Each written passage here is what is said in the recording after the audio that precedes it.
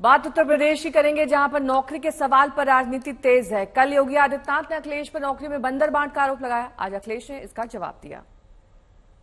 अखिलेश ने कहा कि जिस तरह का पहनावा योगी पहनते हैं उसके बाद झूठ नहीं बोलना चाहिए। 2017 के पहले क्या होता था? ये जो भर्ती आधे लेखपालों के पद खाली पड़े हुए क्यों पड़े हुए थे?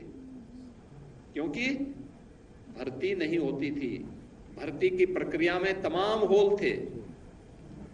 भर्ती की प्रक्रिया को पहले ही चाचा भतीजे की जोड़ी वसूली के लिए निकल पड़ती थी और पूरा खानदान अलग अलग जिले आवंटित हो जाते थे। मुझे याद है लेखपालों की भर्ती की एक प्रक्रिया को कैसे इन्होंने दागी बना दिया। आप पत्रकार साथी जानते हो कि कुछ कपड़े पहनने के बाद किसी को झूठ नहीं बोलना चाहिए। हाथरस में जो वस्त्र होते हैं, कई बार वो वस्त्र इसकी भी पाबंदी लगाते हैं कि आप झूठ नहीं बोल सकते, आपको सत्य ही बोलना पड़ेगा। तो कम से कम अगर वो खुद नहीं बोल सकते हैं तो उन कपड़ों का ख्याल रखें जो उन्होंने वस्त्र धारण किए हैं।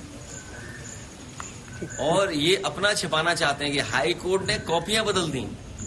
आपको जानकारी होगी कि कितनी कॉपियां बदली गई।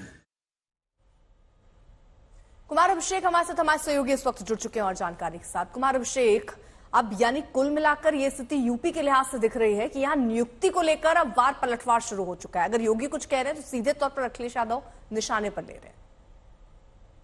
देखिए अर्पिता, अब जो लड़ाई है, चुनाव खत्म हो गए हैं, इसलिए सियासी लड़ाई अब नियुक्ति पर, नौकरी पर, आरक्षण पर आती हुई दिखाई दे रही है।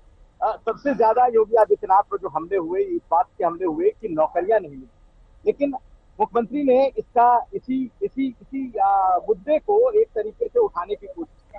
और जो उन्होंने लेखपाल की नियुक्ति पत्र बांटे, उस दौरान उन्होंने याद दिलाया कि किस तरीके से पिछली सरकारों में, खास करके अखिलेश यादव की सरकारों में जो नियुक्तियां थी, उसे लेकर के तमाम तरह के सवाल उठाए जाते थे कि नौकरियां बिक जाती थी, नौकरियों में पार्टियों का रोल हो जाता था, नेताओं का रोल, जिसको योगी आदित्यनाथ ने कहा है।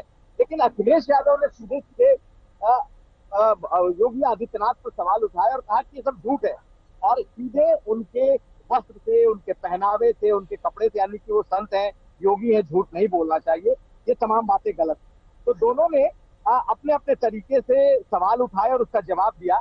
लेकिन एक बात बिल्कुल तय है अर्पिता, कि अब जो आगे की सियासी लड़ाई है, क्योंकि उत्तर प्रदेश के चुनाव ने देख लिया है कि नियुक्ति, आरक्षण, नौकरियां, ये कितने बड़े मुद्दे बने, और उसी मुद्दे के तहत आप देखेंगे कि ये लड़ाई अब सियासी लड़ाई में तब्दील होती जा रही है और दोनों बड़े नेता एक दूसरे को टारगेट कर रहे हैं। अर्पिता, बहुत बहुत शुक्रिया इस तमाम जानकारी के लिए।